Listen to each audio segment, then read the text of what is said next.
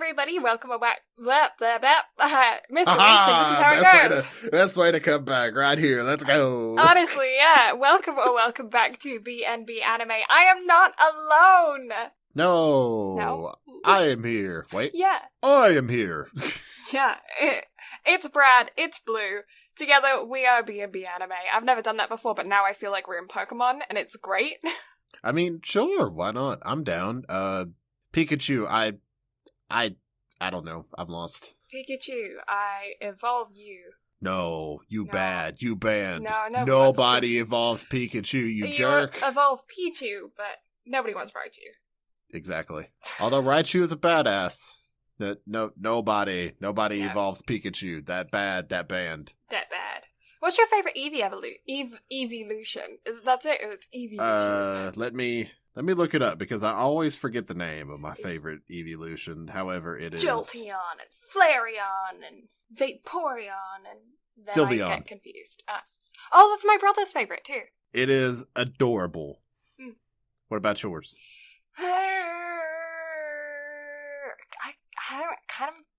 I like just Eevee, but if I have to evolve it, then I'd probably Vaporeon, because I'm kind of basic. Oh, Glaceon looks cool as hell, too. Yeah, evolutions I can't say that properly. They're cool. Evolution? Evolutions are sick. They're great. Yeah, Good fun. They are absolute fun times. Speaking of, so some of my friends set up a Pixelmon server. Oh, yeah. So I've been enjoying that during my COVID quarantine time. That was fun. I really enjoyed that. Found a new RP server, so I've been kind of throwing myself into that the past couple of weeks. That's also been fun. Doing a lot of sleeping. Good. Yes. That's primarily been my life. I'm glad to be alive. I'm glad to be out and be playing tennis much faster this time. Than when this happened last year. So do you want to tell the people at home what exactly happened? So I went out to the barn to grab a drink to go into work, and I almost passed out. Like I was having that much trouble breathing. So I called my boss. I was like, "Hey, I'm gonna go get COVID tested, and I'll let you know." Mm-hmm. And got 3 different COVID tests over the period of 2 weeks. All of them came back negative. Mm-hmm. But there's no way in hell my lungs took that hard of a dip and all the symptoms I have, and it wasn't it. Yeah, I mean, we were talking before we started recording about the possibility that you had pneumonia because of the fact that the symptoms are very similar with the lung issues. But yeah, I mean, you're double vaxxed. Luckily, all turned out well for the end. But yeah, rough going for a while. Yeah, it was not fun. This is our second attempt at recording this episode. The first attempt went very haywire due to, 1, me being sick as all hell. Mm-hmm. Not only that, but the recording somehow got lost. Yeah, a very strange thing. We're recording, I'd say probably about 2 months ago, we started recording on a new software. And it's been working out really, really well for us. It's been making editing a whole lot easier. And we've really been enjoying it. But this past time, about 2 weeks ago, we were recording this same Is It Wrong to Try to Pick Up Girls in a Dungeon? And we got to the end of the recording. Brad had been so sick throughout the entire thing, finding it difficult to just catch his breath to actually say just like one sentence.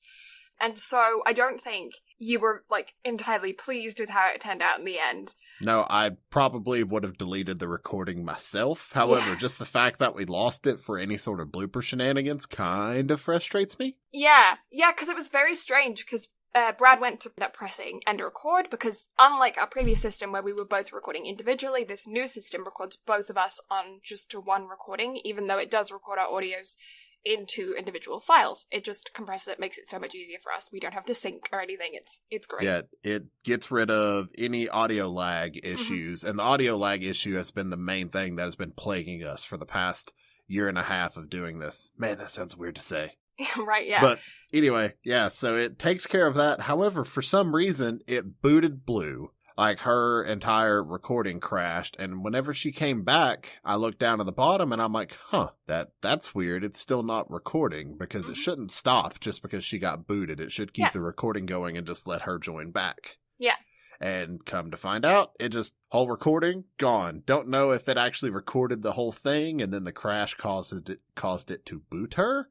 Don't know if because of her editing the last episode that we had recorded on here and her signing in under the same login caused it to boot, because we had issues trying to even record this one just for, the purposes of both of us being logged into the same account. So who fucking knows? Yeah, but it's funny because we couldn't even start this recording, we couldn't even get into the system of both being the same thing at the same time today, which makes perfect sense. But last time we were able to get to the interface of being able to record, so I don't think that was the problem.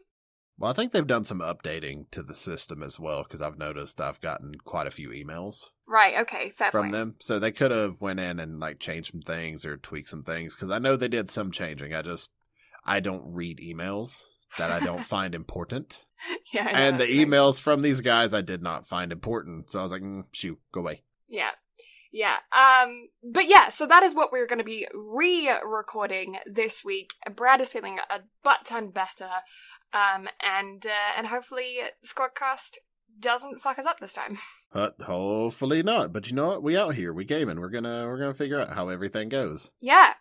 So, I have a thing that I want to talk about that's it's not at all anime related, but it is media related. All right, let's hear it. Have you seen those commercials recently from Amazon pushing the new Cinderella movie featuring Camila Cabello? I think that's her name. No, because I refuse to subject myself to peasantries, and if I have the ability to pay to get rid of ads, I will pay to get rid of ads. Okay, well, if you are like me, and sometimes in some things that you use are plebeian and don't just, have ad block or skip ads or whatever, then you will most likely have seen this, because I swear it has been shoved down my throat constantly. Maybe it's just because I'm in that age and gender demographic, so... I mean, do you get them on YouTube, or what do you get them on? Yeah, I get them on YouTube. I get them on... Just, I see them... I see, them on the side of things, Wikipedia or whatever, and it has ads on the side, and you see them, on the stupid mobile games that I play on my phone sometimes when I'm feeling anxious. Oh, okay, that makes sense. I was going to say, for YouTube, you do know that I pay for YouTube Premium for the podcast for a reason, right? And the thing about it is I'm logged into the YouTube Premium account on my phone, but for some reason just not on my laptop. Don't know why, but... But yeah, I don't know. It's one of those things that's been really, really shoved down my throat recently, and I think that it's just because of the fact that I'm in that age demographic. But let me know if you have also been experiencing this, because I'm not kidding when I see that I have seen it daily. I've been going onto a lot of different websites recently for art research, things like that with my schooling. I've been sent to a load of different, news sources, and news sites are always loaded with pop-ups, and those, it has been that all over it. So I figured, screw it, I'm gonna find it and watch it. And, I couldn't even get past the first 10 minutes of the film because the premise is so dumb that it just makes me so angry. So, it was about as bad as that rom-com I started a couple months ago. Honestly, it might be worse just because of the fact that it's so dumb. Okay, so Is that a challenge? Do we need to put in homework for the next episode? Let me just paint a picture for you, and you can see. Okay, so imagine, classic Cinderella film, right? It's a musical, it's live action, picture everything Cinderella-y. The idea is, in medieval kind of magical world, Cinderella wants to become a seamstress because that's what she wants to do. She's woke Cinderella, so she doesn't want to marry the prince. She wants to create a business. She is not allowed to create a business by her evil stepmother because no one will buy dresses from women. Can I just take a moment to just remind people that when a single woman who was not married in medieval time period, the entire thing that they were called were spinsters. Can I just... Fashion is the one industry that women have had control over for time. So these executives in this I don't know, Hollywood studio thing, had a board meeting and decided, okay, she's gonna be woke Cinderella. She's gonna be a boss woman. She's not gonna want to get with that prince. She's gonna want to have her own business. What industry can we choose for her to want to have a job in that nobody is gonna let her have a job in? Not blacksmithing. Not something that is male-dominated, so she actually has to fight her way in. No. Men in this world are gonna have the fashion industry, and she's gonna have to fight her way into the fashion industry. I think I would have preferred blacksmithing, if I'm being completely honest. Honestly, and I just don't understand how it was like, oh yeah, you can, I'm not kidding. Lines like this were said in the first 10 minutes of the film. I didn't watch further than this. Lines like this were said. You can't be a seamstress. You're a woman. No one will buy your dresses. You're a woman. Oh my god, it's so dumb. So yeah, that's my rant for the day. Of all of the industries that they could have chosen to make her a boss bitch, they chose fashion. I would have preferred blacksmithing. That would have been great.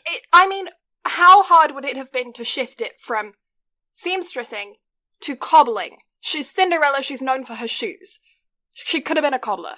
I want to make shoes. She wants to be a pastry? Like she wants to be a dessert? No, a cobbler is the name of a person who makes shoes. No, a cobbler is like a rectangular pie. It's like a pie made into like a rectangular pan, not a circular pan. Are you saying you like to eat feet? Is that what I'm hearing? Don't you spread rumors. Don't get that started. Somebody somewhere is going to take that and run with it. We don't need fan art of that shit. You can twist my words, I could twist yours too. I think this is just a difference in translation. Yeah, no, but like the profession is like blacksmithing, cobblers, yeah, that's the thing. So it's not baker, huh? Interesting. You're a butt. But it would have been so easy because that was, as far as I'm aware, a male-dominated industry back in the day because it went from like tannery, blacksmithing, creating shoes is the combination of cobblers, right? So it's like, that to me feels more masculine. But weaving, fabric making, seamstressing was always a feminine dominated industry. Anyway, that's my frustration for the day. I got a new piece of technology. Oh, what'd you get? I got a wireless charging pad for my phone because I'm late to the game. Have had a phone that is capable of wireless charging for about 2 years now. Didn't get one. Finally got one because I keep breaking cables because I read in awkward positions while my phone is plugged in. Not a good idea. Do not recommend doing that. So I know a workaround for this. Yeah. Get a 10-foot charging cable, mate. I tried that. I still break them because I am vicious.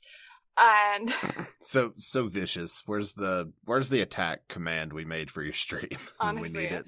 But yeah, so I got a wireless charging pad, and I'm not kidding when I say it is the best thing that I could have done. It's great. I love it. Yeah, and it's so, I don't know, it's great. With ADHD, I know where my phone is now because it's most likely on the charging pad. I mean, hey, that makes complete sense. Right? Yeah. I'm trying to think if I've done anything new here in like the past 3 weeks. Not that 2 of them I could have done anything new with, but no. I think my life has been relatively boring. Just drinking some tea. I've drank so much tea. By the way, I'm out of tea that you sent me. I need to send you more tea. I desperately need more tea in case the plague ever decides to strike back again. Yeah, I'll have to send you some blackcurrant, because that's really, really, really good for your throat. Oh, so I have set a new technological piece in my Amazon cart, so I will I will purchase it whenever I have the money, because I'm still currently paying off my tires that I had to get put on the truck. Fun. Fuck off, Motorcycle Brigade. I was gonna say, I heard that loud and clear. Yeah. Again, our microphones are sensitive bitches. They are. They're a lot of sensitive guys. But on the note of new piece of technology, I'm looking at getting a new microphone. So, a friend of mine has a Shure SM7B, and after hearing the absolute beauty that is that microphone quality, I'm like, I need this in my life. I've been thinking about getting a new microphone as well, because, yeah, like you said before, what the fuck are you? You're a Blue Yeti. They're fucking... I was, like, looking at it, like, what is it? I mean, they are great microphones. They're The just microphones so that we're sensitive. using are fantastic, but they pick up everything. Yeah, and I mean, I don't mind that because in certain circumstances it is incredibly useful.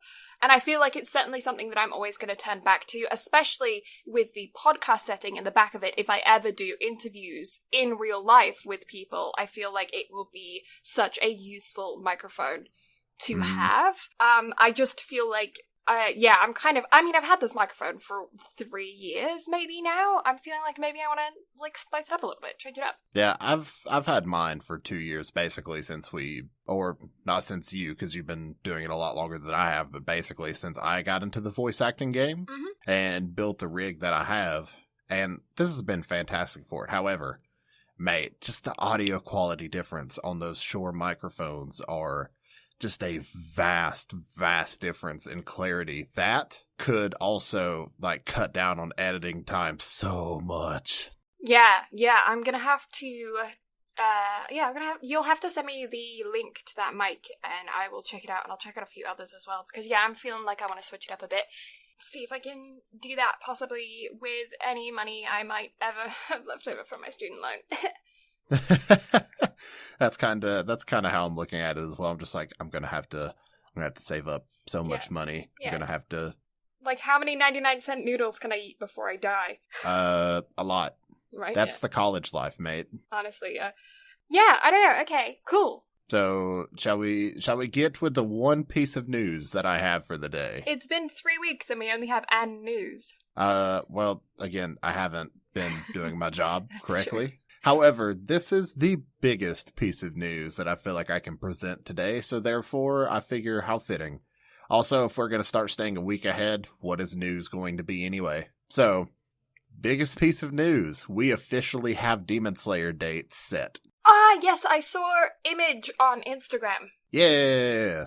So, the official release date of Demon Slayer Season 2 is going to be October 10th for the Mugen Train arc. So if you have already seen Mugen Train, then you may want to hold off on watching Demon Slayer Season 2 unless you just want to see what kind of differences it's going to hold. However, the Entertainment District arc is officially set to kick off on December 5th. Cool. So the OP for the Mugen Train arc is going to be done by Lisa, because obviously Lisa's fantastic. But then the OP and ED for the Entertainment District arc is going to be done by Amir. So I'm so pumped. I'm so excited. I love both of those artists. I love Ufotable. They're doing a great job. Also, Ufotable has confirmed that they are not going to be censoring shit in Season 2.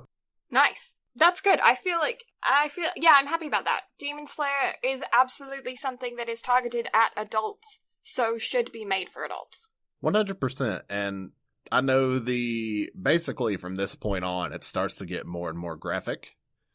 And so the fact that for once it is not going to be censored to American audiences is absolutely fantastic. Yeah, I feel like there really needs to be a change in the way that things are distributed globally, especially media. But funnily enough, I was talking to a friend of ours about distribution the other day, but with price range stuff, because this is a complete off-topic thing. See, this is what happens. When I record by myself, I stayed on topic really well, and for some reason, when I'm with you... Oh, so you're blaming me. I see how it is. I am blaming you.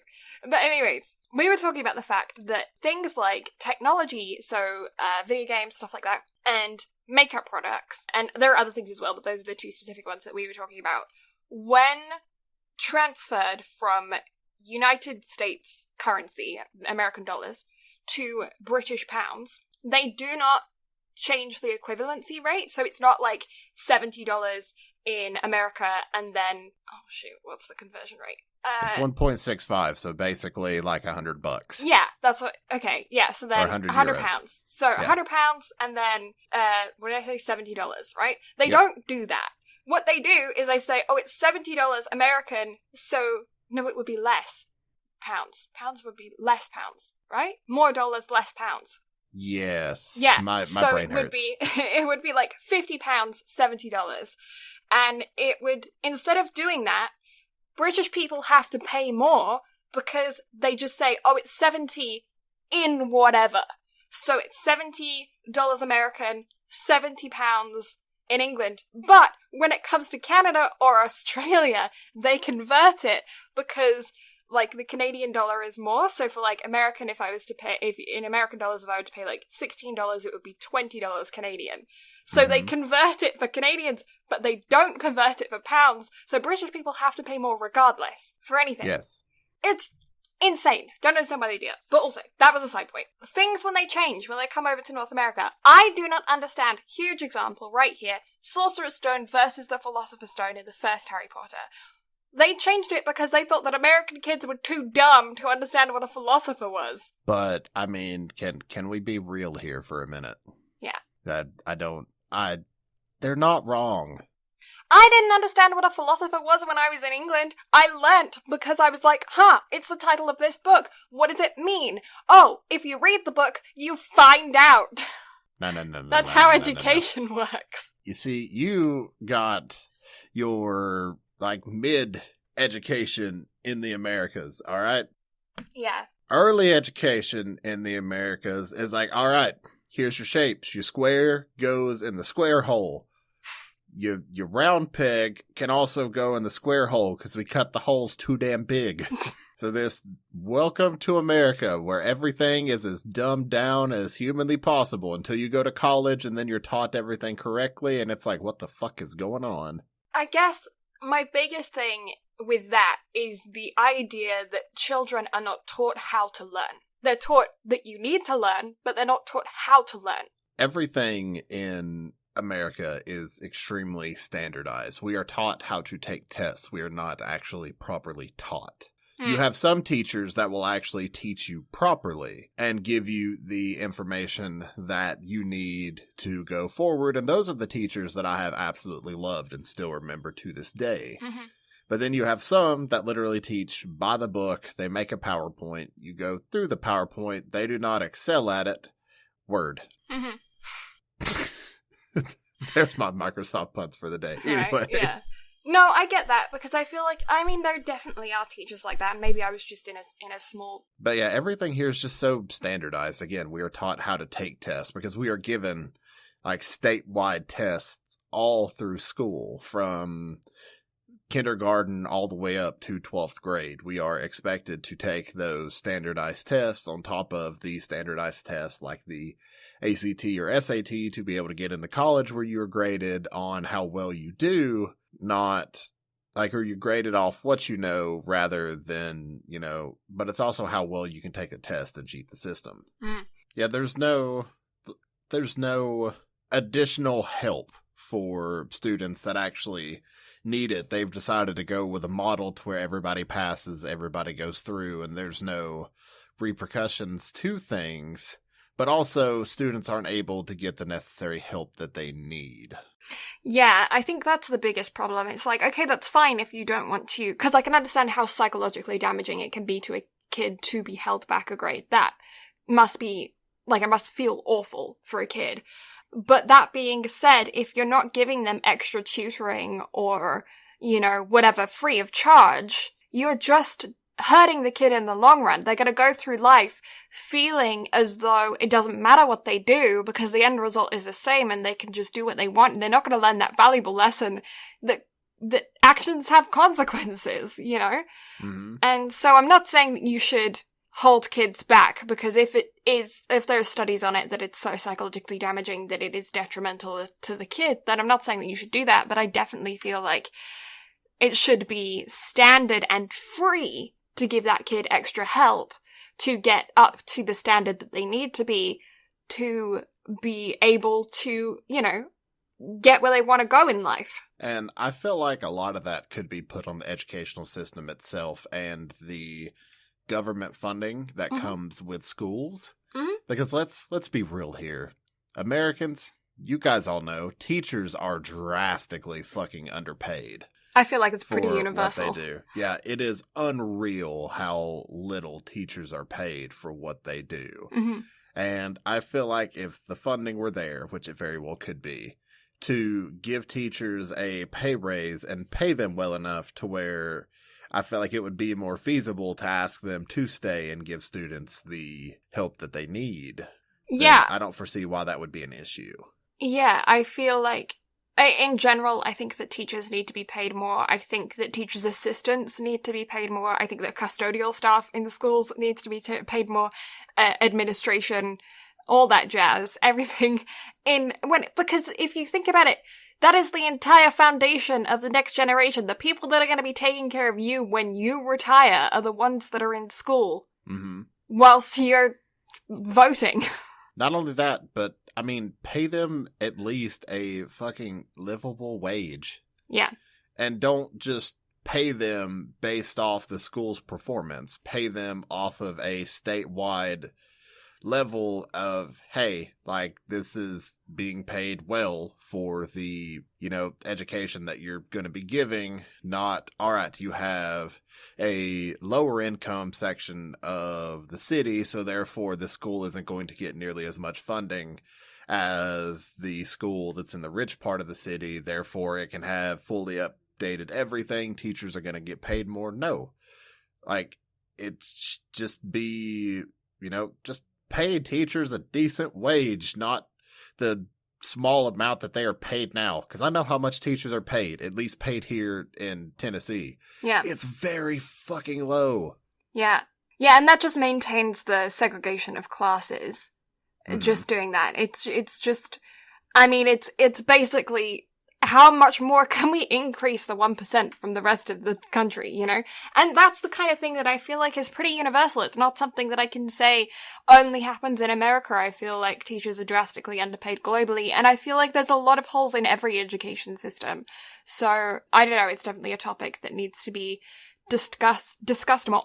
Isn't there a scene in Lord of the Rings of the dude with the white beard whose name I don't know because I've never fucking seen Lord of the Rings? Do not at me. Do not come after me because I will not respond. Wait, anyway. The big white wizard guy? Gandalf? Yeah. Is it Gandalf? I don't know. All I remember is seeing him swinging a sword, but you can clearly see a watch on his wrist. Okay, I have one that's like that. When I was a kid, there was a British TV series. I think it was done by the BBC, but it might have been ITV. I'm not sure. British TV series that was based around Robin Hood. The set design was pretty fantastic. I mean, they just used regular British castles, so the set design was good. The costuming was fine, except for their feet, because instead of wearing black leather shoes, they wore sneakers.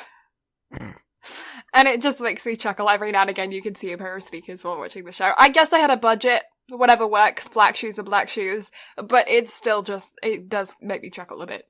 That is hilarious. It's like you couldn't have asked those actors if they had a pair of boots at home.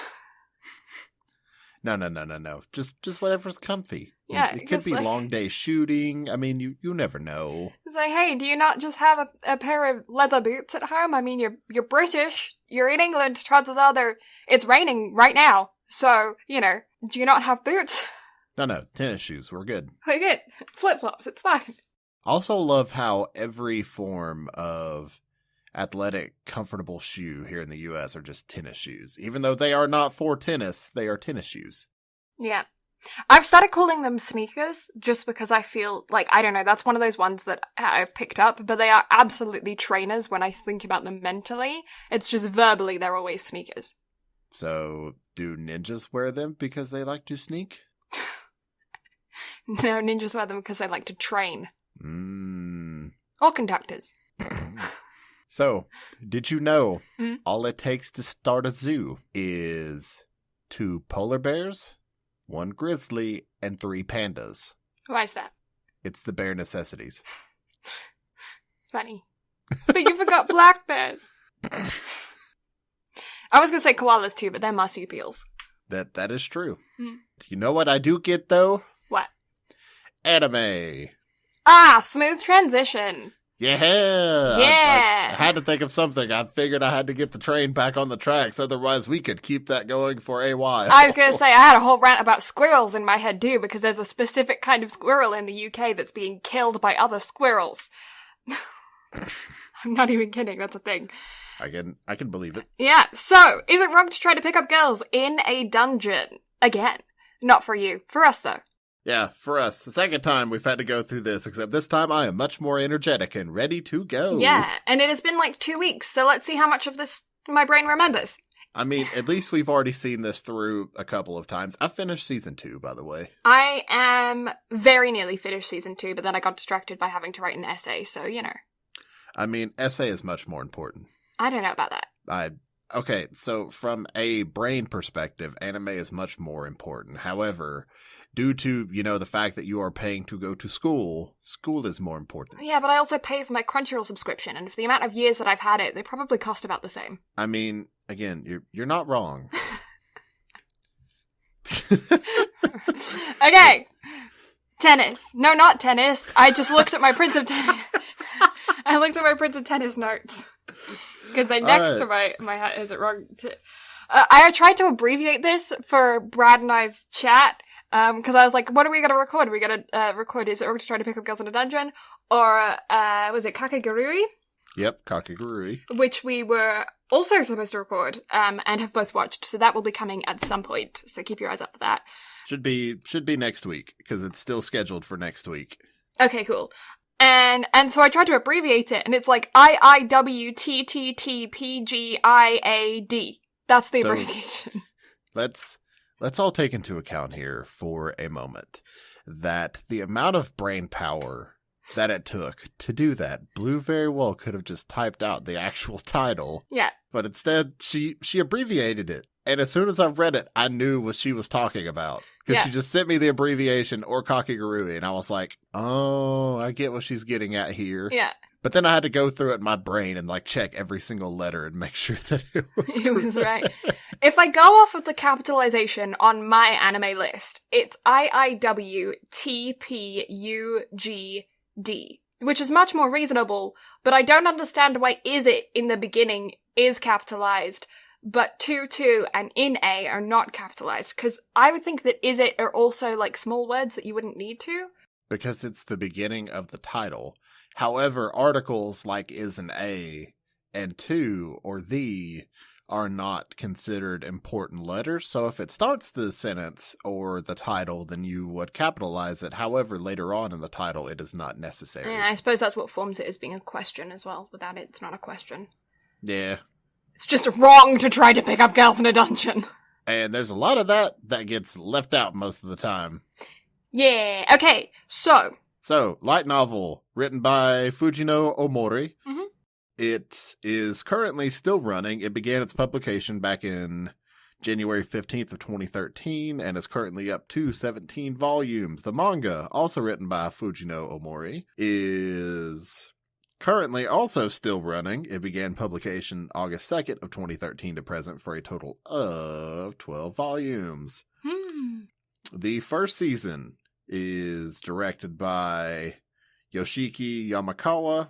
It was made and produced by JC Staff. For those that don't know JC Staff, they are really good with other rom-com romance type animes. Mm-hmm. They've done Toradora, they've done Golden Time, but also something that might be considered left field, but also not. They have done Maid-sama. Yeah, they did Food Wars as well, didn't they? You ruined my next go-into line. And Konosuba the movie. Also, something completely out of left field. They did Prison School. Yeah. So, and One Punch Man the second season. Did you say that one already? I did not. There you go. However, nobody cares about One Punch Man season 2. Oh, fine. Okay. Because it's just not as good. Have you seen One Punch Man? I've seen the first season. I have not seen the second season. I'm going to throw in the first season here soon because I want to rewatch it. And also, I feel like that would just be a hilarity to just watch through and cover. I'm looking through all of what they did now because I'm heckin' curious. They've done so much. They have done a lot. Yeah, they've done loads. If you haven't checked out that studio, I do recommend giving them a Google because you might come across some, if you like the works that we've just mentioned, you might come across some other anime.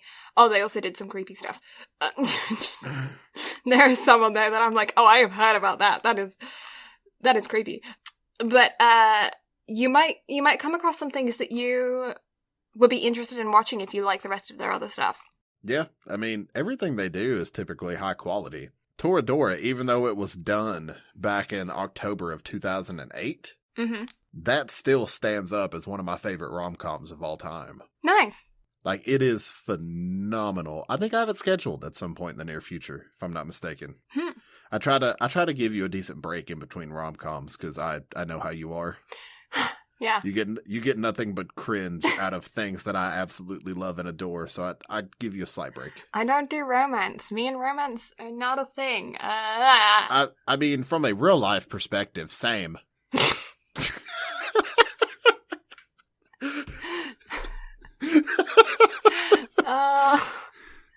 No. Oh, my heart. It hurts. Oh, no. But, you know, we out here, we gaming, everything is fine. Everything's fine. We're fine. Anime will fill the void in my heart. Yeah, it's okay. We can buy body pillows. It's fine. I mean, hey, so on that note, I am planning on going to TwitchCon next year since it was revealed. So I'm going to try to find their Artist Alley or whatever the fuck they have and see how much body pillows actually cost. Yeah. I have no intentions of buying one, but I have heard they are expensive, but I've never had a price tag put on them, so I am genuinely curious. I don't think I've ever actually looked at a price tag of one at a convention. I have seen them occasionally on, like, online shopping or in, like, EB Games or something. I think they have one every now and again. Mm-hmm. They don't tend to have the more provocative ones in stores, but it is free reign in conventions. You will see everything and anything just out and about. So be aware of that. I can believe it. Yeah. I'm just ready to go to my first con. I've got a lot of Twitch friends that are going to be going, so it's going to be like a huge meetup type of thing if we all do end up going. Yeah, I really want to go to Anime Center again. I hope it is back up and running next summer, but I don't know. Maybe, I don't know, we'll see. But yes, okay, back to Is It Wrong to Try to Pick Up Girls in a Dungeon? Because it has been a day. What? No. Right, yes. So yeah, it is rated a PG-13, which I feel like, I think I said it last time, I feel like this should be a 15, in my opinion, just because of the amount of sexual content that is in this show. The blood, the gore, all that kind of thing, I think is fine for PG-13. Just being out there, being aware, if you are a parent to a teenager, you're not sure if they should watch this or not, I feel like this should be 15 because of the amount of blatant sexuality that happens throughout this, and the fact that there are some jokes that could be easily misconstrued by someone with a younger brain, and taken too literally. That's the thing that I always have the question in my mind, is do I think that a 13-year-old could look at that and think, I'm gonna try it? And I think, yes, there could be some things in here that a 13-year-old that hasn't had the proper guidance through life could look at that and think, yeah, that sounds like fun. And I think maybe 15, they might hopefully have a little bit more clue to not actually do anything in real life. So yeah, I'm going to say it should be 15, but use your parental guidance with your own brain to decide what you think it should be. That's my perspective. Excuse you, how dare you stand on your high horse and say that a harem anime should have such a high rating? How dare I? I'm not disagreeing, but how dare you? How dare I? Evolve a harem anime to such a class of people that actually have the ability to... I don't know. I lost the bit. Right, yeah. No, I just feel like... I don't necessarily feel like it should be an 18, like a rated R, because I don't feel like it's bad enough to be a rated R, but I do feel like 13 is too young. I don't know. And I know there isn't really anything in between, but I don't know. It's a use your own judgment situation. Yeah, it's, again, it is a harem anime, so do with that as you will. Like, it is very much plot-based. Yeah. No pun intended. It is legitimately plot-based, because that's all harem animes are. They're funny, they're quirky, they are a great time. Mm-hmm. But again, you definitely need to kind of screen it first to see if you think that it would be appropriate for your child to watch beforehand. Yes, and if you have a cynical mind, or maybe not this is cynical, but if you looked at this through a lens of, is it politically correct, you would undoubtedly come to the conclusion that no, it is not. There are things that are in this that depending on the viewer, they could find to be sensitive content because there are a lot of, like, jokes that are put in there that are assault if they were to happen in real life. Like, that's just how that is. And in anime, the line is very blurred as to how people will take it. I feel like people within the anime community see this stuff in pretty much every single anime that they watch, so it's kind of, we're desensitized to it and it's fine. Just bear in mind, children do not see things the same way that we do. 13 is still very much a child. And again, what we just perceive as a normal trope, some people may not. Yeah. So you gotta kind of do with that as you will. And again, like, the PG part of the PG-13 is definitely there for a reason. Yeah. So kind of, whenever it comes to harem animes, screen it first.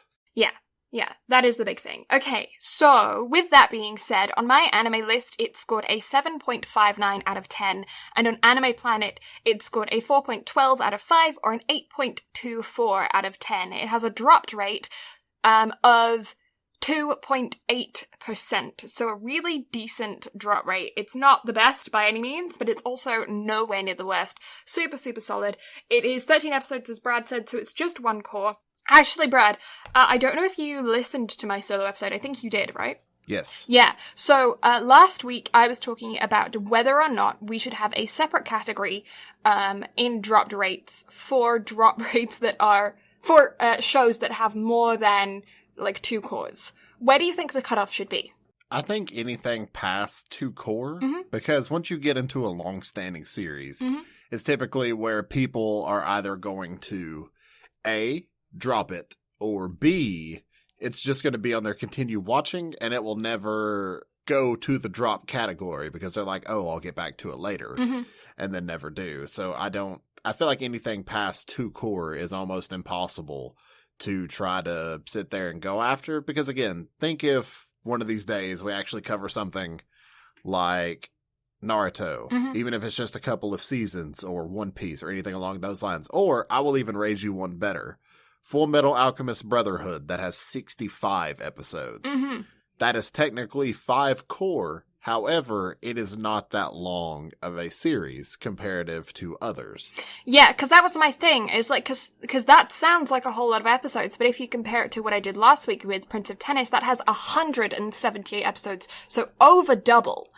And it makes me wonder as to whether or not they should even be within the same category. Should it be like 2 core and then above 2 core to 100 and then above 100? Or should it just be anything above 2 core is considered to be a big anime and therefore gets its own dropped rate score or drop rate category? But yeah, anyway, it's a thing to think about. It is definitely something to think about. Yeah, but for comparison, for that sake, this week we had a drop rate of 2.8 with Prince of Tennis. What am I talking about? With Is It Wrong to Try to Pick Up Girls in a Dungeon? Prince of Tennis, with its 178 episodes, had a drop rate of 14.69. So you can see there, just from the difference of, like, episode number, considering that the ratings are very, very similar. My anime list has it at a 7.8, and Anime Planet also has it at a 7.8. Which compared to this week with the 7.5 and an 8.2 is very comparable, you know, very, very comparable scores, but the drop rate between them is extensively different. I'm going to say pretty much solely down to the amount of episodes. Well, again, you have shows like ReZero or Dr. Stone, something that is 2 cores that has an incredibly low drop rate, but then you have shows like this one that's not necessarily everybody's cup of tea, but still a 2% drop rate is not that high. No. So, I mean, it's still fantastic, but then you have a show that's as long as Prince of Tennis, to where I get that. I'm sure if you look at the drop rate of something like Dragon Ball, or again, like I spoke previously of Naruto and One Piece, that drop rate is going to be extensive because it's so fucking much. Yeah. So I get it. Yeah. Well, just for context of what is still a fairly decent drop rate, it's Brad's favorite anime is Your Lie in April with a 4.27%. So it's still very decent, but Is It Wrong to Try to Pick Up Girls in a Dungeon is nearly half of that. So, but yeah, even Dr. Stone got a 3.29. It's very decent drop rate for this week then. Yeah. Okay. It is. Let's go on to episodes. We are not going to go episode by episode completely this week. We are going to mainly talk about our favorite parts of the show. I feel like it's probably the best way to go about this one. So spoiler chicken hats. Well, actually, before we do that, I'm going to give a quick description for those who have no idea what this show is about and have just been listening up until this point. Love you for that. Do appreciate. But yeah, let's go over what this is. Is a road to try to pick up girls in a dungeon is, as Brad previously said, a harem. It is based around our main character, Belle, who lives in a world where we decided last week that they were the Greek gods? Yes. Greek gods? Sure, we're gonna go with that. He lives in a world where the Greek gods are kind of blended in with everybody else because they basically got bored from in heaven and decided to come down and live with everybody else. And in this world, they have a big tower dungeon. And when you go through all the levels, you obviously get rewards and you train, and then each group of adventurers is connected to a specific god. Belle is connected to the god Hestia. She has a very small family of just him when we start. And it's the dynamic between him and the rest of the people in the town, the rest of the adventurers, and him going through and training. And obviously, because he is the main character, he has some special, strange thing about him that you will learn about. And that changes the course of his path. He also has a huge crush on the best swordswoman, Ice. I think it's her. It's Ice, right? Ice. Eyes, maybe. Yeah. And he has a huge crush on her, and so he's trying to get through the dungeon as best he can to impress her and catch up to her, because his grandpa basically said, if you want to get a woman, then you gotta train hard, basically. I mean, again, harem anime. Yeah. Anime logic, but harem form. Yes. And then we meet a bunch of other characters along the way. So, spoiler chicken out's on. Yeah, spoiler chicken. And let's go. Do you want to kick us off? So, show, kick off. White-haired boy. Looks like a rabbit. Everybody calls him the rabbit to start off with, just because his hair and eyes make him stand out from the rest. Also, Monty Python reference. We love it. Also, ReZero reference. Don't get me started. The second I saw those fucking rabbits, I sent you a screenshot and I was like, not again. Yeah, I know. Not again. Oh, the trauma one show can cause. Yeah.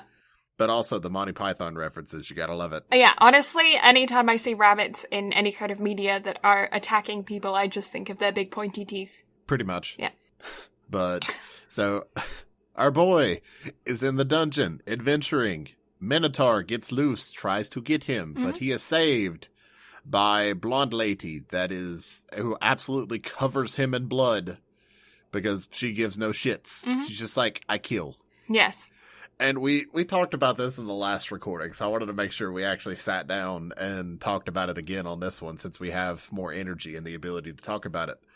Eyes is a breath of fresh air to the anime genre. Not just the harem genre, but just the rom-com, or just, specifically the rom-com genre of anime. Because typically your main heroine is completely different than how Eyes is. She's very airheaded, but also straight to the point. She's not like this overly outgoing, like top of the class student that is well out of his league. I mean, she is considered well out of his league, but that is because she is the greatest swordswoman.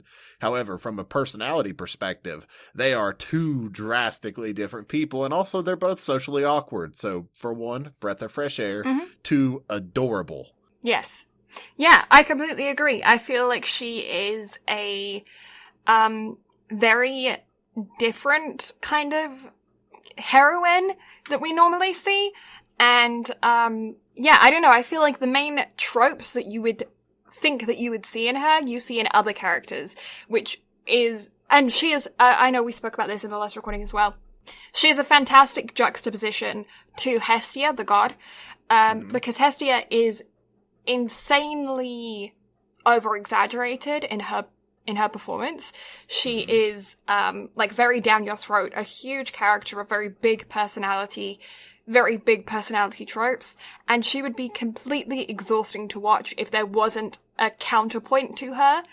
And Eyes gives us that relief. And their interactions with one another are absolutely hilarious. The fact that Hastia refuses to remember her name because it's Eyes Wallenstein, and she's just like, Eyes Wallen, what's it? Yeah. It's fantastic. It's just such a void between the two that is a breath of fresh air every time that Eyes is around. She's not around as much in the first season as she is in the second. No. However, every time she is around, it is an absolute blast. And seeing their relationship grow, although spoilers, even though spoiler chicken hats are on, absolutely nothing fucking happens in the first 2 seasons. Yeah. There is, like, just watching their relationship grow and build, it is absolutely phenomenal. Yes. So yeah. After Minotaur comes over, Minotaur? Minotaur? Minotaur. I don't know how I would say it with my accent. Minotaur. I feel like I would say Minotaur. Which accent? You've got multiple. That's the thing. See, this is the conundrum that I have, is that I have to think, like, who am I? What do I speak like every time I come across a new word? Then again, I am Southern American and I pronounce room as room. So, yeah. You know, we out here. Anyway, so Minotaur gets absolutely diced in half, and Belle is like, oh shit, I have found the love of my life. I need to go train. Yes. And because of this, because he has fallen so hard for this woman, he develops a special skill. At this point, dude has been adventuring for months and has never, or I think he's been adventuring for like 2 weeks or a month or some shit like that. Like, it's a very short period of time. Mm-hmm. However, due to his affinity for this woman, he is given a special skill by the gods that gives him the ability to level up quicker to be able to try to catch up to her, because dude is like, I really like this woman, but she is well out of my league. Like, she is a swordstress that is far beyond anything I could ever hope to be, and I want to be able to catch up to her so I can stand by her side and nobody look at us funny. Yeah. And so his skill allows him to, the stronger his feelings are, the quicker he will level up, because, you know, hacks mode to all anime protagonists, especially those in a harem anime. Yep. So his hacks mode is on, and he starts adventuring. Like, he's able to go further, level up quicker, and yeah, that is pretty much how the show continues until we get a new party member. Yeah, so we are introduced fairly quickly to Lily, who is a support character. She's basically like an NPC, I guess. Pretty much. Like, that's all she does. Like, she occasionally fires objects, but other than that, she is just there to collect the stones that are left behind, because this world, it is not like Skyrim to where you loot the bodies of your fallen enemies to get money. No, you destroy them, they drop little crystal diamond thingies that you go and trade in for money. And that's all she does. She picks up those diamonds. Why? Why does she carry around such a huge fuck off motorcycle brigade? Honestly, I want to know what's in there. Yeah, like, she literally just carries around rocks. Like, that's it. I don't know what is in that pack, but there's not that many monster drops. This isn't like Skyrim to where you're over encumbered because you have like 5,000 dragon bones in your fucking pockets. No, yeah. What is in that sack that is twice the size of her? 15 pairs of boots, 27 robes, an entire sorcerer's apprentice. And also all of the cheese that you could loot off the shelves in all the shops. Yeah, the sword and the stone. Like, everything. I don't know.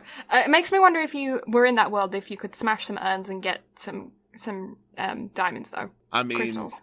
According to Zelda logic, right? I can believe it. But yeah, so we meet Lily, and she is kind of sus, honestly. In Among Us, she would get booted. Yeah, she would get booted real quick. Yeah. Except for by Belle. Belle would be the one that's getting marinated the entire time. Belle would also probably be booted because he's the only one defending her, and thus they are teaming up together and they both get booted. They both sus. Yeah. And then they would probably end up winning because her partner wouldn't be such an obvious idiot. Yeah. I guess Eyes would be the person that's just on the cameras, but also checking their phone the entire time, so they're just not even playing the fucking game. Right, yeah. She is basically being manipulated by her god in her house, and we don't really understand why at this point. But we know from the very beginning that something is up. It's not hidden at all. The viewer, whilst watching, knows that she is sus from the very beginning. It is Belle that is the only one who is left unknowing. So they go on a couple adventures together, and Lily ends up meeting Hestia, and they very quickly end up with a rivalry because harem. And as their relationship progresses, Lily ends up stealing his dagger, I guess, sword, dagger, small knife. It's literally just a knife. Like, I wouldn't even consider it a dagger, because the way that it's built, it is literally just a combat knife that Hestia had specifically made. It is the only knife of its kind. Yes. Because this knife will not break. It is designed specifically to grow with Belle. It is basically his skill built into a knife. It is OP knife. Very OP knife. Is it dual bladed? Like, is it the other side sharp too, or is it just like... No, it's just the edge. No, like, it's just that one edge. Just one edge. So it really is, it's just a knife.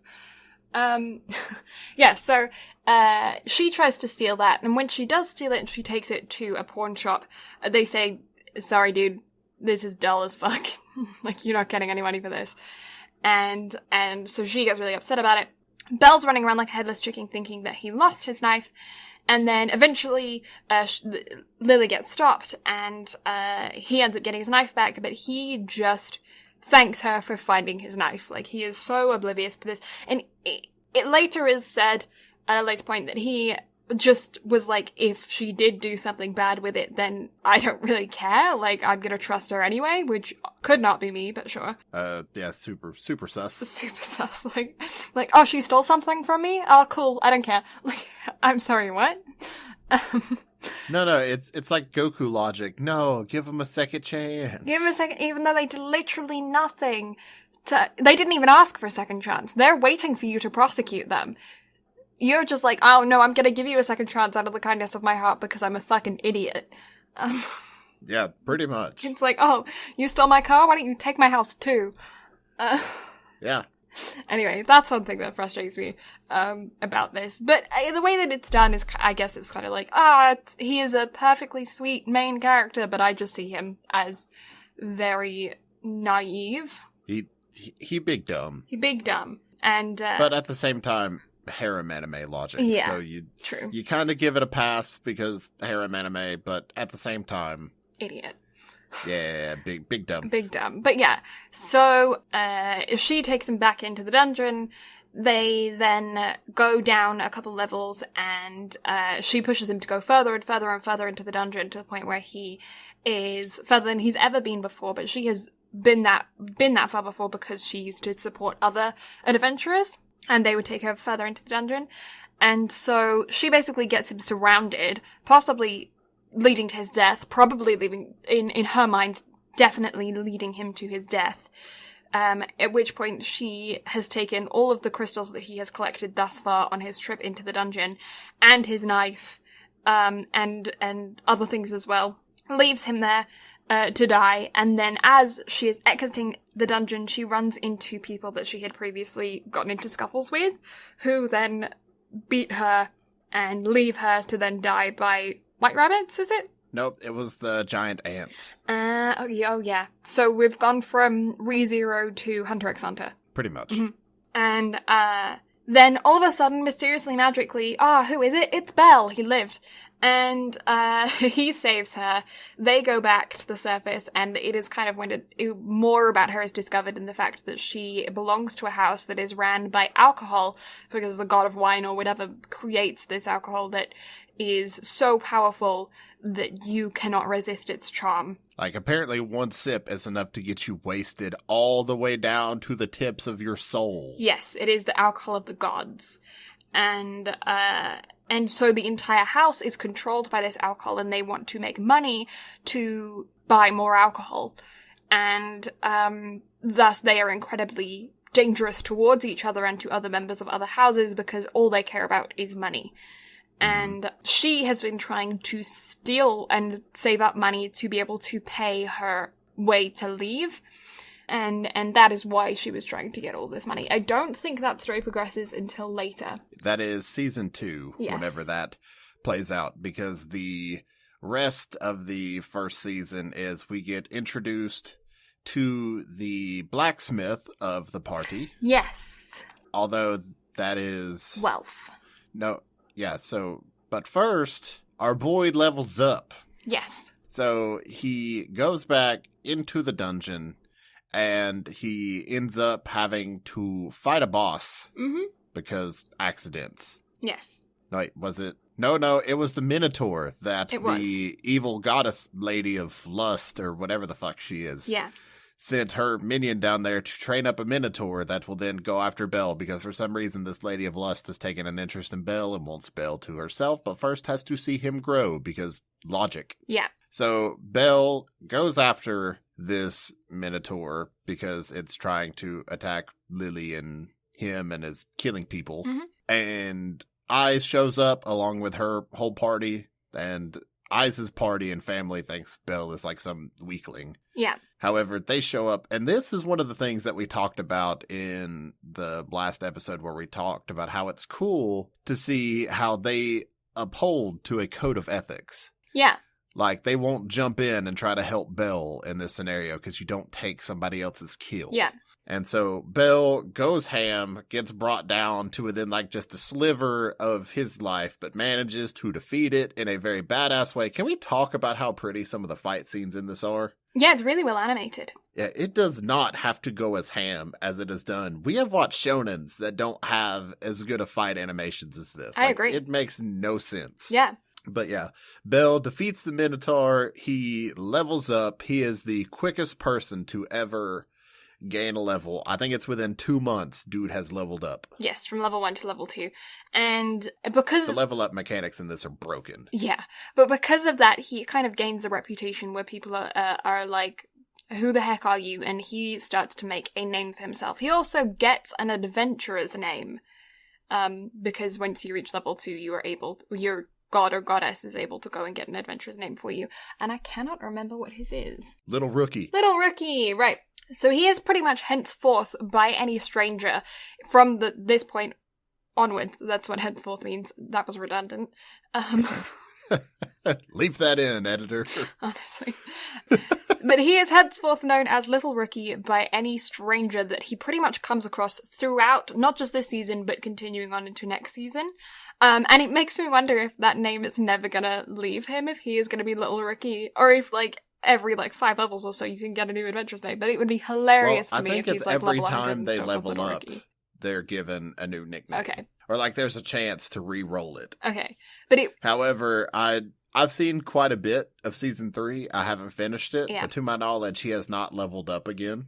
Okay. So I'm curious to see if he levels up again, if he'll get a new nickname, or if the director of the show is just going to pull a Toriyama and just forget that was one of their bits, if they can re-roll the nickname. Yeah. But also, it's never quite fully spoken about how nicknames are given. It's almost like a roll of the dice of a random generator and boom, nickname. Yeah, well, it was because Hestia went to go and get his nickname, and then she was on the way there, she was saying, oh, get something normal, I want to get something normal, I want to get something normal.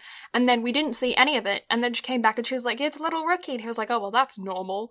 And so, yeah, it does kind of sound like it's either a random generator, or somebody else is deciding, or it's like a luck of the draw, literally you pick out a name. Yeah, because Eyes is the sword princess, which makes sense. Yeah. That completely makes sense, considering she makes it to level 6. She's one of the first adventurers to ever reach that high of a level. Yeah.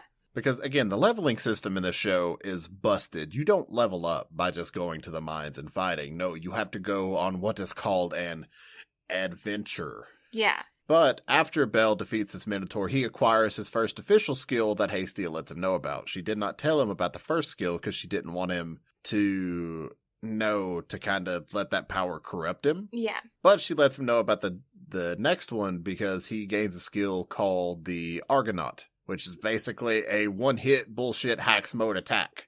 Yeah. That as long as he believes in himself and fights enough, he will get the ability to use an attack that will shatter whatever is in front of him. Yeah, it's basically the like, I have enough heart and soul, so here I go bullshit. You know, that's what it is. It's if you have enough mojo, you can do the thing. And it doesn't it doesn't base on level of damage taken, it doesn't base on level of like mana, it doesn't base on protecting someone. I mean, there is a level of protection that comes into play later, but like, it's just pretty much when you feel good, you can do better. Yeah, it's literally heart of the cards. Yeah, 100%. Which, I mean, I have an issue with from a storyline perspective, but because it's a harem, I expect this kind of stuff, and I look forward to this kind of stuff when I'm watching a harem. When I'm watching, an adventure harem like this, I want to go in, have a good time, not worry about incredible plot lines. It's kind of like, if they were to work out all of these things that we're currently picking apart, it wouldn't be what it is. It would be so much more detailed and insane and incredible, yeah, fine, but it wouldn't be a cheesy harem that we're watching.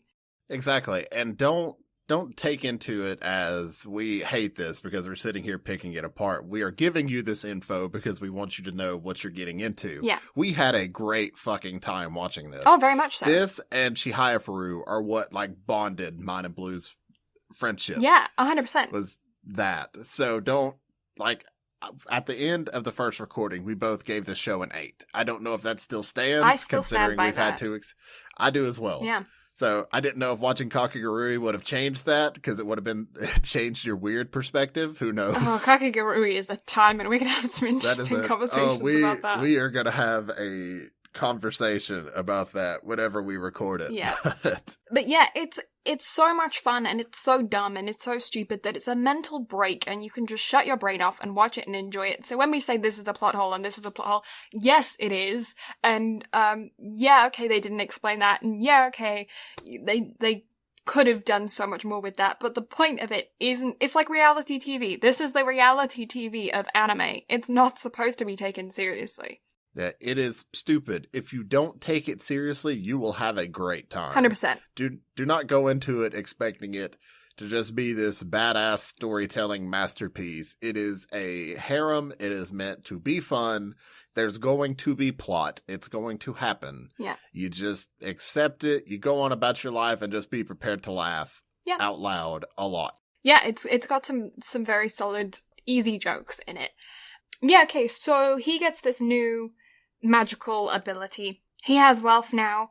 Wealth is, as we said before, he's the blacksmith. He tags along on their dungeon adventures. He is able to use... He's a very interesting character, and his backstory is one that I definitely want more on. And I don't know if that's going to happen later on, because I haven't watched as much as Brad, or even into the 3rd season. I don't know how, like, if we ever get a lot more on him, but he has a very... You kind of slowly get more. I think eventually you get, like, a tad bit more, but to this point, all we know is that he comes from a family that had the ability to make magical items and weapons. Yeah. However, due to some sort of shenanigans or bullshit that are not properly explained, his family fell from grace. They lost the ability to make magical weapons. He is the only person in his family and generations that is actually able to make them.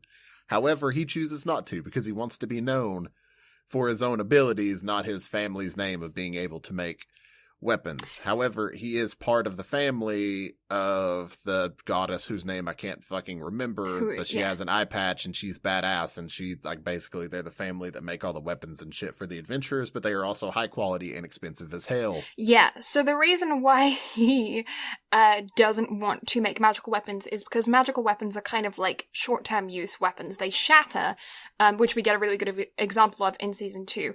After a short time of use, they are not reliable, and he says that a blacksmith should make weapons that are constantly reliable to the wielder. Wielder. It is wielder, isn't it? Yes. Yeah. Should be constantly reliable to the wielder, and a magic weapon is not that because it will shatter after a certain amount of use. Basically, it has really low durability. And so he wants to make weapons that are completely reliable. Thus, he has sworn off magic and only wants to create things that are like, as he considers them to be true blacksmithery. Mm-hmm. So he joins the party.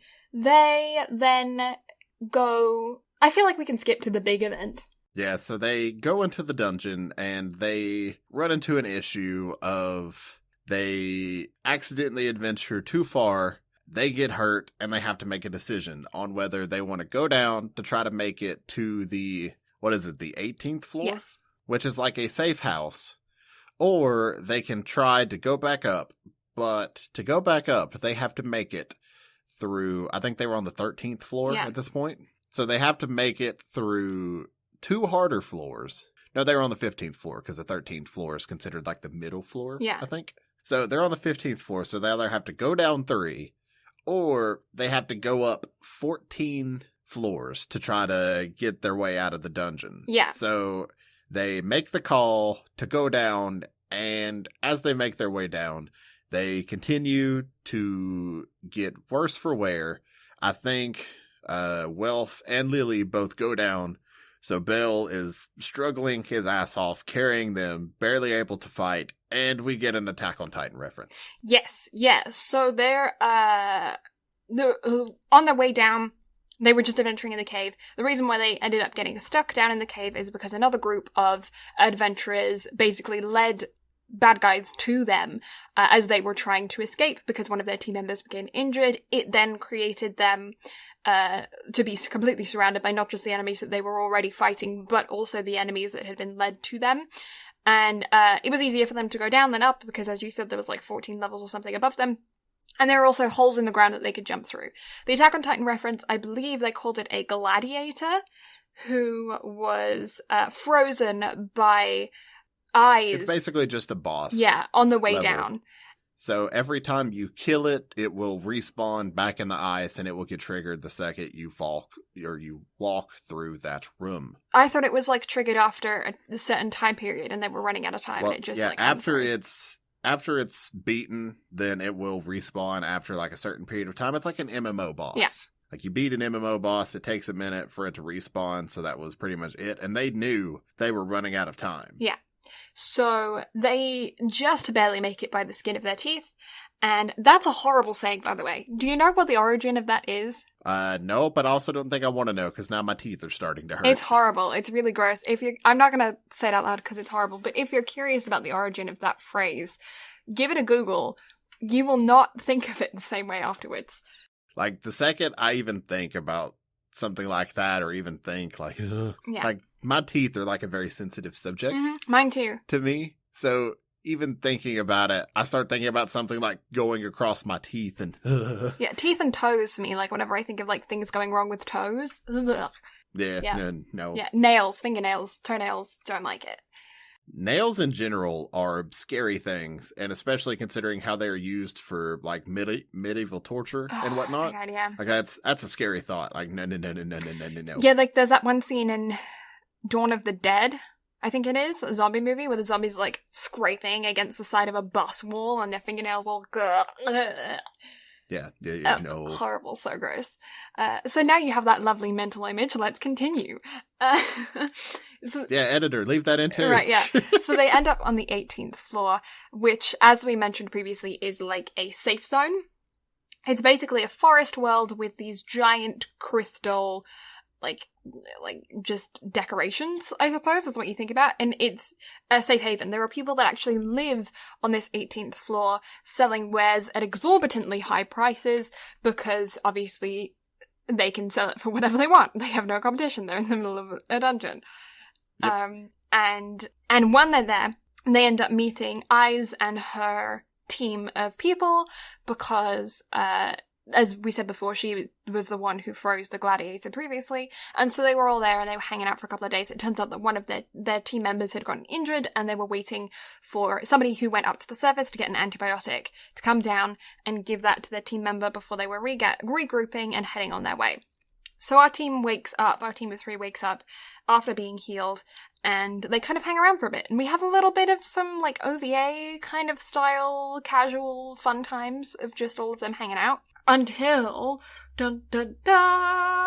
earthquake happens. There have been several earthquakes leading up to this as well. A big earthquake happens, and the crystal shard that we thought was just a crystal shard isn't a crystal shard. Turns out there's a boss inside of it.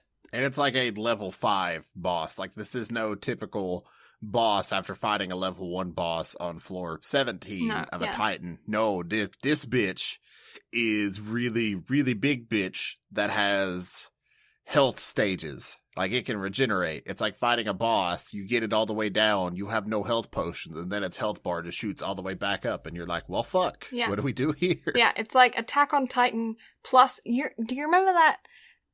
what was it? An ASDF cartoon animation where it was like the black circle with the red mouth and then it would go, ah! And then a laser beam would come out? Like, back in the early internet. I feel like I have some sort of recollection of that, but my brain is also not. It used to because I don't think it's an ASDF. I thought it was. I don't know. But it was like... I don't think so, because I think I have basically all of those memorized at this point. Because I go back and watch a compilation every year since the new one comes out. If you haven't seen the newest one, it's hilarious. It was a similar animation style then of just idiocy. And I feel like I know what you're talking about. It sounds it used like to I have scream a very faint something, recollection. And I can't remember what it used to scream, and then it used to open its mouth and a laser beam would come out, and that is what I think of when I think of this. If you've been on the internet since a while, I don't know, you probably have an idea of what I'm talking about. And that is, big laser beam coming out of the mouth, refilling boss bar, giant Titan combination. And so they all fight it, and they're all doing okay, but they're all not doing great, and they've got all the townspeople together, and it's a whole big thing. There was also a huge thing previously where, like, Belle got beat up before this because a group of butthurt guys, because he was leveling up faster than them, kidnapped his god, and were being real sketch. Like, that whole situation was real sketch. And, he ended up getting beaten up pretty bad. So he is fighting this boss, having already been beaten to the point of unconsciousness.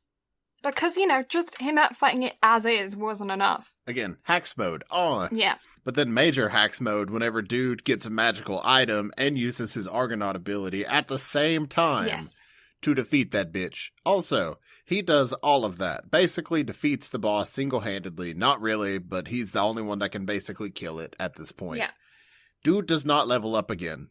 No, I don't understand. Like, what the shit? The only way that I can think that this worked as to not be an adventure for him is if his, levels bar was not already full, and he wasn't gaining experience for those levels bars whilst fighting. He only gained experience once it was killed, so then he couldn't count this as an adventure because his bars weren't full. So I think, from my understanding, because you had that point where after he killed the Minotaur, they went and looked at the stats on his back. Yeah. And they said something about all of his stats being S rank. So maybe it's a situation of you have to get your stats all the way up. That's what I was thinking, yeah. And then have your adventure to be able to do it, which I guess kind of makes sense because it wasn't that far removed from his last level up. Yeah. However, dude killed a level 5 boss. Yeah. Like a boss that only Eyes could have defeated, which, by the way, she wasn't there. She went ahead with the first party, so she had no clue what the fuck actually happened down there. So all of that happened, and he was basically on his own, which is not like he would have let her help anyway, because he's like, no, I've got to do it on my own. I've got to be standalone, sad anime boy that has to be able to power through everything. Yeah, he's got to be the very best. That no one ever was. Yeah, to defeat the Titan is his real test. But also, to level up is his cause. But yeah, so dude turns on hacks mode with a magical weapon that he got from Wealth, defeats the thing, and that's pretty much where season 1 ends, except for OVA, right? Yeah, the OVA. It's on Wikipedia, it's classified as part of season 1, even though it's an OVA, so, and on Crunchy it was also part of season 1, so we're gonna say season 1. But yeah, pretty much. Secondary spoiler if you haven't seen the OVA. Yeah, because I completely forgot this existed. Blue and I talked about it, and I was like, what is this? Yeah, I didn't remember watching this the first time through. Yeah. I was very confused. Yeah. So, Hot Springs. Hot Springs! I'm trying to remember it. I feel like I've blocked it from my memory. I too feel like I've blocked it from my memory. What the hell? What's going on? It was too provocative for our innocent minds. Yeah, we here at the BnB Anime Podcast are the most innocent anime watchers that you will have ever seen in your entire lives. Yeah. The most. Next week, we're covering... oh god, Right? next week. Innocent anime watches. Yeah, so for those that enjoy their regularly scheduled innocent anime, not that this one is innocent in any way, shape, form, or fashion. Skip next week? Yeah, definitely skip next week. So I'm trying to think of a way to kind of spell it out and not be as blunt as humanly possible, because I feel like horny gambling is not the best way to put it. I mean... But it's the most accurate way to put it. Yeah, it's like... yeah. That's it. I'm trying to think of another way to word it, but I can't. I literally cannot. That is the only way I know how to put it. Like, I can't think of another way. Yeah, it's... But it's such a fascinating show. Yeah, we're gonna get into that. That's gonna be a whole... That's gonna be a conversation. What is going on with this stupid hot spring, though? Why can I not remember this episode at all? It's not in my brain. Oh, okay. So, hot spring episode. So, on their way back from the 18th floor, they decide to take a dip in the hot spring. However, we fully get introduced to alone time with Belle and Hermes. Yes, I remember now. Yep, and during their said alone time, they decide to go peep on the girls in the hot spring. Well, they don't decide. Hermes decide and pulls Belle along, and Belle doesn't realize until they're standing on a tree limb overlooking the girls' bath. And when they do, Belle's like, oh shit, we can't be here. This isn't good. And he slips and falls into the bath. Yeah, so, and because that's not, like, enough, he gets out and he runs away because he's like, oh my god, I'm so sorry. And he runs and runs and runs and then comes across another hot spring where there is also another naked female character because harem. So he runs into Leon, who they then have a conversation. Like, she just brushes it off. She's like, oh, I understand. Like, oh, yeah, shit happens. It's Hermes. Like, it's Hermes shenanigans. Yeah, and then because they want to just flip shit on his head and make this meaningful somehow, they then show her gathering flowers and then taking him to go rest those flowers on the graves of her fallen party members who did not survive in the dungeon. And being the reason as to why she's not allowed to be an adventurer anymore. That incident. Yep. So yeah, funsies. Yeah, definitely give it an 8. The OP is fun. It's not anything like Laid Back Camp. No. Or ReZeros or anything like that. Like, it's not as truly memorable, but it fits the genre. Yeah. And it fits the show. Mm-hmm. Like, it's typical, like, Konosuba OP. Like, it just fits the show. Yeah. It's not the greatest, but it's not the worst. Like, it's fine. Yeah, I think if I can remember correctly, I remember talking about the fact that I feel like animes could go further with the connecting OP and EDs to content of shows. I feel like if I don't, it's been a while. I might be talking about Konosuba as well because we did only just talk about that recently. But I feel like you could chuck in a fiddle or a flute or something like that, and it would just bring in the context of the show more to the OPs and EDs. I don't know if they did that in this case. I can't remember it, but I feel like that's something that animes can do across the board, is bring in actual elements of background music that is featured throughout the show and use that in OPs and EDs. Or if you're not going to do that, because since a lot of the stuff is J-pop and J-rock, at least try to tie in the song with the show itself. Yeah, lyrically. Like, ReZero does a fucking beautiful job of doing that. ReZero is my prime example of that because, of course, it's going to be. But also, it's true. Like, every OP and ED has so much to do with what's going on in the show itself. Laid Back Camp just fits it because it's cozy and it's nice, and it does a fantastic job of fitting with the vibe of the show. Another one is Tanaka-kun has a really good OP. Oh, Tanaka-kun's OP is so good. Yeah. I love it so much. But yeah, definitely. I can't even remember the OP to this. I'm just remembering Konosuba's. Yeah, I know. That's the thing, is I'm struggling to remember it as well. So clearly it didn't negate anything from the show, but I also wouldn't consider it a positive. It's just kind of neutral. Also, I feel like we kind of shit on Konosuba's OP, yet it's all I can think of, and it's pretty good. My mental image of it is fine. I mean, hey, it's fine. Yeah. Okay, next week. But yes, next week, Kakagurui.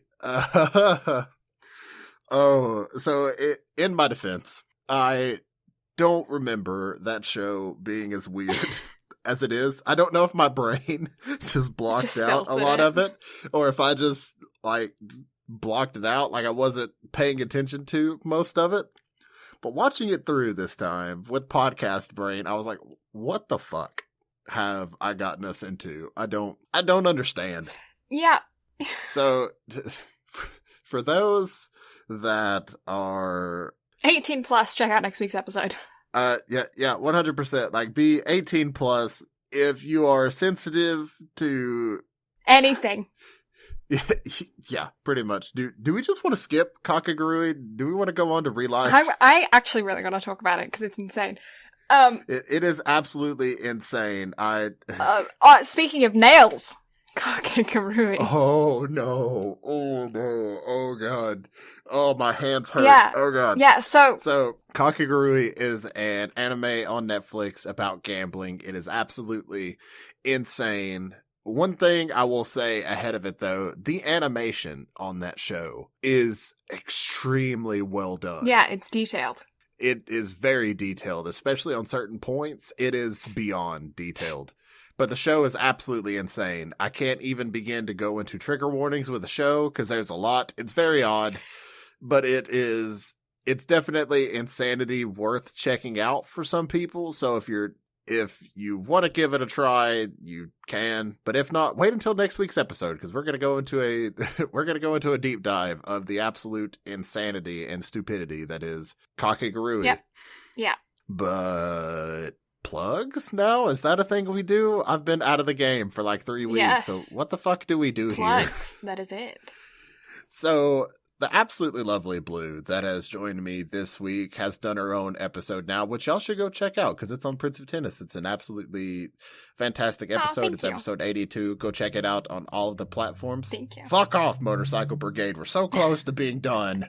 So anyway, back to the point. So yeah, be sure to go check out that episode. Also, if you haven't already, whatever you're listening to this on, be sure to give it a subscribe or a follow or whatever it is that you're listening to it on, because we upload every Sunday at 9:30 p.m. EST. So be sure to check us out there and all of our other previous episodes. But yeah, the lovely Blue, she's fantastic. Go check her out on Instagram and Twitter at Blue Lavender STM, and on TikTok because she does cool art videos at Blue Lavender. That's lavender with an A, not an E, because she has to be fancy and different. It's because it was taken when I made my Minecraft account when I was 13, okay? Honestly, that's why. So how long have you had that nickname? The name Blue Lavender, well, it came up with the nickname. Okay, so it wasn't 13, it was 15. I know the twins gave you I got the nickname Blue. Yeah, so that was in high school when I was in grade 10 or 11. I don't know which. I was 15. So you were 15. I was 15, yeah. And yeah, they gave me the nickname Blue. And then I had been playing on my brother's Minecraft account because it was still in beta. And then eventually I was like, no, I'm going to get my own Minecraft account. So, I then got my Minecraft account and we were trying to figure out, they were over at my place and we were trying to figure out what my name should be. And they were like, you should make it your nickname. It should be Blue. And I'm like, okay, cool. And I'm like, well, what goes with Blue? And so we were sounding out a whole bunch of different things. Nothing just fit. And I was like, well, what about Blue Lavender? And then it just kind of stuck. And then so I typed in Blue Lavender with an E and it was already taken. So then I was like, I'll just change it to Blue Lavender with an A. And it worked. And it's been my gamer tag ever since. Then when I made my Twitch account, I was like, well, it's my gamer tag, so it will work fine for my Twitch account. And then I had to make an Instagram and a Twitter for my Twitch account, so then it became that, and then it became my voice acting and my work name, and now everything I do professionally is Blue Lavender because of my gamer tag in high school. Yeah, and it's another one of those things too, because I know your first name. Yeah. I know your full name, but I just call you Blue to literally everyone. That's all that needs to be known. I'm not kidding when I say that the only people that call me by my given first name are my parents and my brother. Literally. I mean, other than my family in the UK, but I don't talk to them on a daily basis. Everybody else, friends, anybody I've met in university, all of my university documents are under the name Blue because they have a preferred name and Blue is my preferred name. So is Lavender your preferred last name? I didn't change my last name for that, but my given name is, I mean, professionally, Lavender is my given last name, because I feel like it's not even a last name. It's just one It's word. just You just one- have one first name. It's it's just just Blue Blue Lavender. Lavender. I only have that name. Well, I have a very specific last name. There's not a lot of people with my last name, so it does give me an element of privacy as well. Yeah. I mean, that makes sense. I'm going to give you shit about Lavender being your last name just because why not? But also, I feel like Lavender also fits because it's one of your favorite colors. It is. My other favorite color is blue. What? I know. What sort of shocking shenanigans is this? I also like green, but that's just being weird. But anyway, if you like Brad, who's joining me here, you can find him at Brad Carter Gaming on pretty much everything. That's what he is as standard. You can find him everywhere. And Yeah. he has a Twitch, he has an Instagram, he does all the fun shit. He also mods for some fun people, so go find him on Twitch and then figure out who he likes because he's got connections and it's a good time. You should check them out. Yeah. And then we have BnB Anime for our socials. We have a Instagram and a Twitter and other stuff as well. So check us out at BnB Anime on pretty much everything. We also are on all of your favorite listening platforms. And if you want to find out if we are on them, you can head on over to our website, www.bnbanime.com, where we have links to your favorite listening platforms, as well as all of our episodes that are ready to download right off of the website if you want to as well. We have a comment section on there. We have behind the scenes stuff, friends of the podcast, all that kinds of fun stuff. Still haven't done it yet, working on getting the dropped list and all of our scores being put up onto the website. So that should be coming hopefully at some point in the near future. And then we also have a YouTube channel where we've got fun content coming soon that we've been teasing for the longest time, but I promise that it's coming. Not only that, but do be sure to actually subscribe to us on YouTube. Yeah. Because one of my friends that I mod for, Bonk, she has made us a full streaming overlay, full whole 9 yards, which I actually need to send you the link of so you can check it out because I think you're going to really enjoy it. However, so we will be streaming video games. I will be streaming video games on the YouTube channel very soon. Also, I will be setting up a Twitch to go with it because I pay for Streamlabs Prime, so why the fuck not stream on both? Right, yeah. And just try to gain as much of an audience as possible. So whenever I get that made, I will have that posted here as well. But yeah, be sure to drop us a follow on there because it's going to be fun. The new Demon Slayer game is coming out. I'm going to play through a lot of other games. If Blue's open to it, we may do some visual novels. Who knows? Yeah, it'll be great fun. Yeah. So, thank you all so much for listening. Blue and I greatly appreciate it. Next week, Kakugurui, Season 1. But until then, we'll catch y'all next time. Bye-bye. Bye!